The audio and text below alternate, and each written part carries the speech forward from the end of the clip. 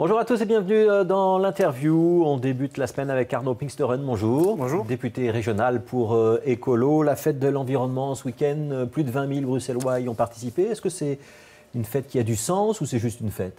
C'est une fête qui a certainement tout son sens, mais je dirais que l'environnement n'est pas tout à fait à la fête depuis un an, depuis les élections de mai 2014. On le voit notamment au travers des inquiétudes. Je vous interroge sur une fête et c'est tout de suite le bilan de l'équipe de Liverpool. Alors la fête, si vous voulez, d'abord la fête, c'est un moment important justement, et c'est pour ça que je voulais parler des associations environnementales. C'est un moment important pour les associations environnementales de conscientiser un large public. Et en plus, le thème était le climat, et le climat était de la partie puisqu'il faisait magnifique. Et donc c'était une grande réussite populaire et familiale. Est-ce qu'on apprend vraiment, donc on a vu le reportage dans le journal de Télé Bruxelles, on distribue des plantes, des graines, ce qu'on fait à chaque fête de l'environnement, on apprend à faire des pots avec des objets recyclés. Est-ce qu'on apprend vraiment des choses sur le climat? C'est ça le sens de ma question. Est-ce qu'au-delà de l'aspect festif, il y a un degré de sensibilisation réel? Mais bien sûr, toute initiative qui permet aux citoyens de se rendre compte que l'environnement n'est pas qu'une contrainte, que l'environnement ça peut être un plus, une valeur ajoutée dans son quotidien, est évidemment une initiative qu'il faut soutenir. Et donc oui, je pense que quand on voit le nombre de personnes qui repartent en général de la fête de l'environnement avec des plantes qui font pousser chez eux, on voit qu'il y a quand même toute une série d'associations qui sont présentes et qui, au travers de ça, peuvent exister et faire valoir leur action. Je pense que c'est effectivement indispensable. Repartir avec une plante, c'est pas être un écolo? Non, mais c'est quand même se dire que avoir une plante cultivée chez soi, cultivée près de chez soi, ça peut faire sens. Et donc, non, tous les gens qui ont une plante verte chez eux ne sont pas écologistes, mais ils pourraient le devenir. J'ai une question en ce sens-là, dans cette thématique-là de Mia Biba. Être écolo, ça coûte plus cher que de polluer. Est-ce que vous pouvez nous citer une mesure qui pourrait inverser la donne? Par exemple, tout ce qui est consommation de produits de saison et locaux. Donc, pour ceux qui connaissent, par exemple, le marché des tanneurs, quand on va faire ses courses au marché des tanneurs, on achète des produits de saison et ça coûte nettement moins cher que d'acheter en grande surface. Et c'est bio en plus. L'an prochain, cette fête de l'environnement elle va se délocaliser. Elle sera à Tour et Taxi, au pied de Bruxelles Environnement, justement, le nouveau bâtiment, ce qu'on appelle le grille-pain, le nouveau bâtiment de l'administration de l'environnement bruxelloise. Cette administration elle avait lancé une initiative, c'était les éco-iris, il y a quelques années. C'est un échec? Alors, j'ai interpellé la ministre Frémaux la semaine dernière à propos des éco-iris, puisque c'était ambitieux. Il y a quelques années, on s'est dit qu'il faudrait développer une monnaie locale avec un double objectif en région bruxelloise. Lancé en 2011, c'était Evelyne Hoytebroek qui était ministre de l'Environnement. Aujourd'hui, c'est Céline Frémaux qui est membre du CDH. Avec une idée déjà d'emblée de dire on va tester pendant 2 ans et on fera une évaluation qui a été lancée il y a 1 an, donc avant les élections dernières, et qui a livré ses conclusions. C'est pour ça que j'interpellais la ministre la semaine dernière. Double objectif des éco-iris, c'est d'une part une monnaie locale qui permet de sensibiliser aux éco-gestes, donc on était valorisé par rapport à des gestes éco-responsables, et d'autre part développer justement ces fameux circuits courts et développer l'économie locale. Ça n'a pas marché? Alors ça a marché partiellement dans certaines communes, mais donc certaines études et des analyses qui sont faites... Ils sont suspendus aujourd'hui, Ils sont suspendus, mais ce que la ministre a répondu la semaine dernière était plutôt rassurant, puisqu'elle a dit que la volonté était de revoir, de recalibrer le processus, mais de le perdurer. On voit que toute une série de villes en Europe et même en Belgique adoptent des éco-iris, ou bien des régions adoptent des éco-iris pour développer l'économie locale. Je pense que ça est un levier. On parle souvent, et le gouvernement se fait fort de parler beaucoup d'économie circulaire. La circularité de l'économie, elle passe aussi par la circularité de la monnaie et donc par les monnaies complémentaires. Arnaud Pinksteren, quand on investit, je pense, c'est 400 000 € dans ce programme éco-iris, donc monnaie parallèle, et qu'en réalité, on ne retrouve que 8 000 € réellement en circulation, dans l'équivalent de la monnaie éco-iris, ça veut dire quand même que l'essentiel n'a pas servi réellement aux citoyens et aux projets que vous défendez? Mais l'essentiel est parti dans l'infrastructure et de communication. L'essentiel, c'était de lancer le processus.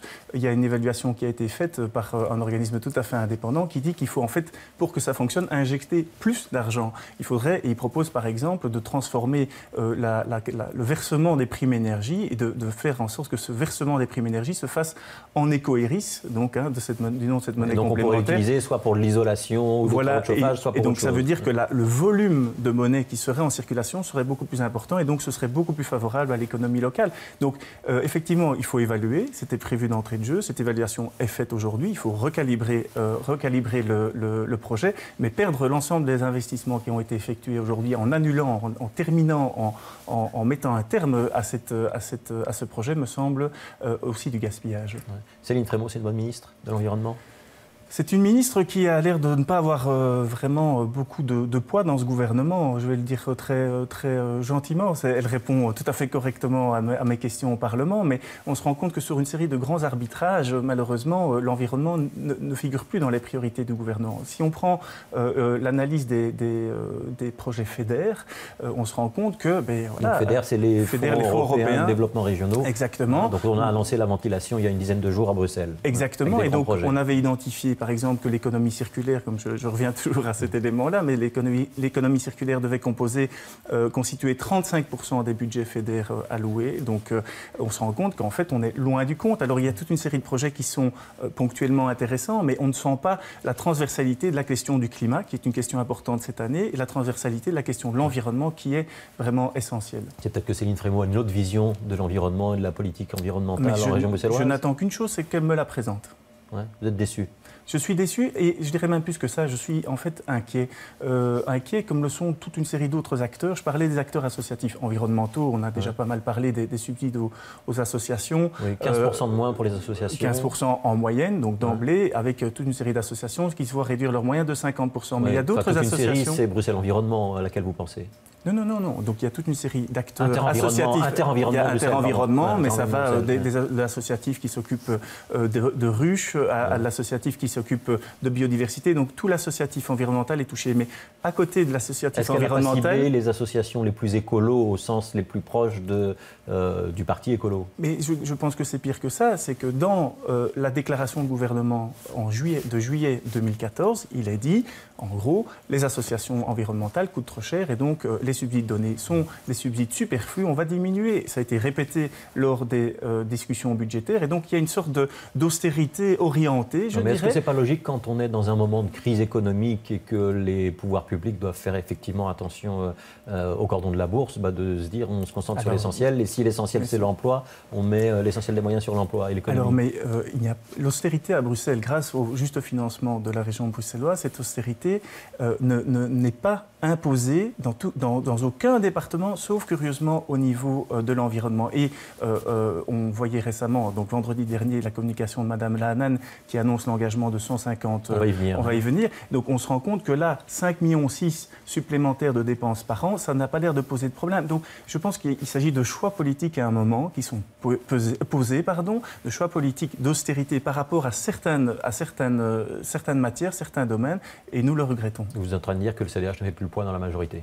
Mais je pense que ce n'est même pas que le CDH. Je crois que pour le moment, et ça c'est une de mes impressions, cette première année de législature régionale, c'est qu'on a l'impression que c'est le PS qui décide. Et alors on ne sait pas encore très bien qui au PS, entre Yvan Mayer à la ville, entre Lorette Onkelings à la fédération et Rudy Vervoort à la tête du gouvernement. On se rend compte que finalement les autres partenaires de la majorité pèsent assez peu et c'est plutôt une vision du Parti socialiste qui s'impose, qu'elle soit au niveau des différentes communes ou au niveau de la région. Alors, propreté, vous venez d'y faire référence. Fadel Lahanan a annoncé, c'était jeudi dernier si je ne me trompe pas, 150 embauches de plus à Bruxelles Propreté, essentiellement pour l'entretien des voiries, donc le balayage.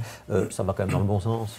Alors, donc, les écologistes, qu'on se comprenne bien, on défend une ville propre, hein, ça c'est évident. Mais ça suscite toute une série de questions, cette annonce. D'une part, il y a quelques semaines, enfin quelques mois on va dire, la ministre Lahanan annonçait que pour des raisons budgétaires, on supprimerait une des 2 collectes hebdomadaires de sacs blancs. Donc là, plus d'argent pour offrir un service de 2 collectes de sacs blancs par semaine.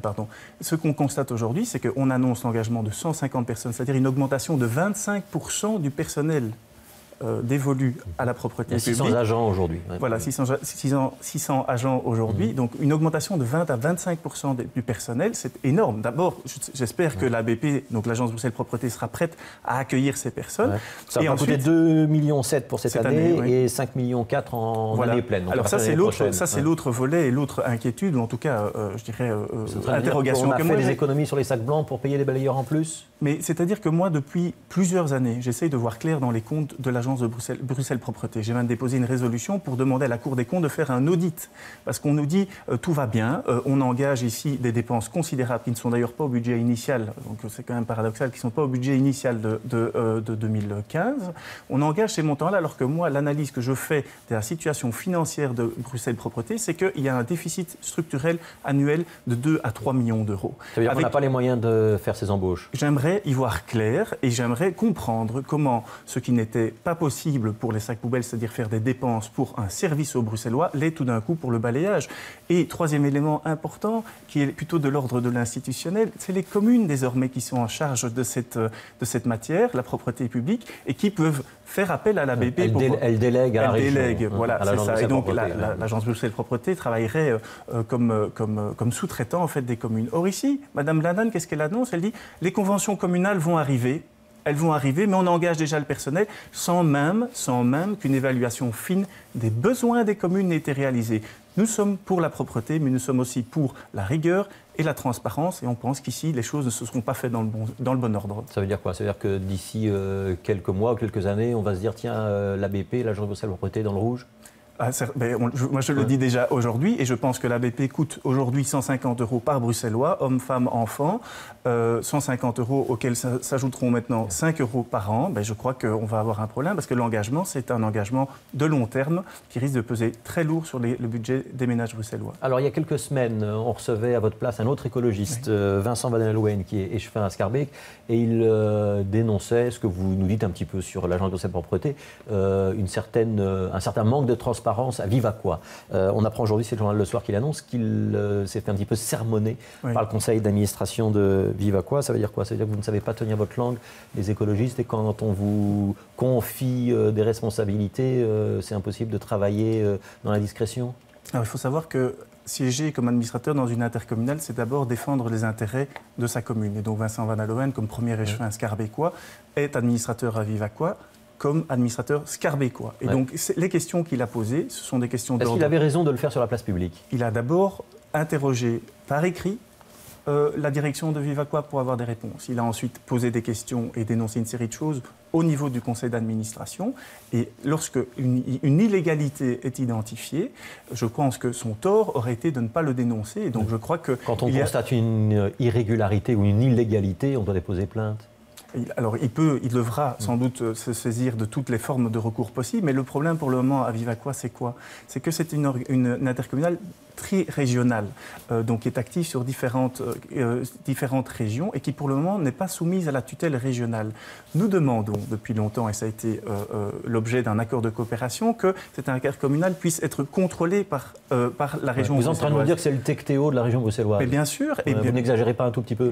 Donc l'accord de coopération qui a été réalisé pour garantir une tutelle régionale sur les intercommunales régionales. Donc cet accord de coopération s'appelait TECTEO, et deux intercommunales sont particulièrement visées par la portée de cet accord, c'est TECTEO et Vivaqua. Je pense que pour le moment, Vivaqua agit seul, pose des actes qui ne sont pas légaux, engage, et c'est ça le plus important, engage des coûts qui risque de se répercuter sur la facture finale des Bruxellois, sur le prix de l'eau, et risque de mettre à mal l'accessibilité à l'eau. L'eau est un bien commun, on doit garantir son accès, et je pense que pour le moment, les choix stratégiques, commerciaux qui sont opérés par Vivaqua ne vont pas dans ce sens-là. Et donc, demain, j'interpelle Rudy Vervoort sur ce sujet, et je demanderai l'envoi d'un commissaire spécial, comme le prévoit l'ordonnance de 2001 sur la tutelle sur les intercommunales, qu'on envoie un commissaire spécial du gouvernement au sein de Vivaqua pour faire toute la clarté sur les perspectives financière, économique et commerciale de cette institution.